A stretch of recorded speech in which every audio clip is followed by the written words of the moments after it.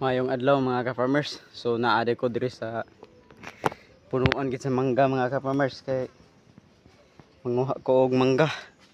So nako diri sa ibabaw mga ka-farmers. Pero kita nimo sa akong luyo mga ka-farmers nga daghang gining unod mangga. Istisa ni mga ka-farmers. So akong ipakita sa inyo mga ka-farmers. Nara mga ka-farmers oh. Tupas ubos.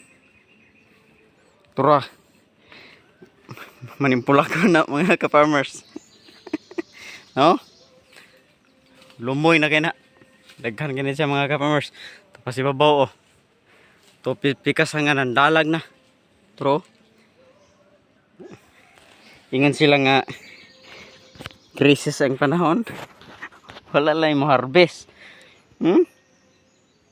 Grabe nga mga ka-farmers. Tapos ubos mga ka-farmers. So ang isa na, tapos sa ubos, so nanimpulak ragani siya kay di na makaya.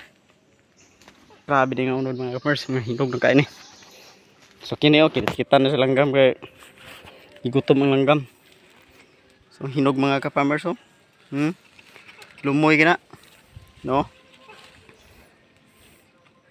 Talag na na. Tapos pikas nga. Naro. Di na ginamagontahan og kaon mga ka-farmers. Apa oh? So katong gusto mo kaon ng mangga, laag lang mo diri. Bukid di sa lubihid. So ang isa to sa buso. Ana?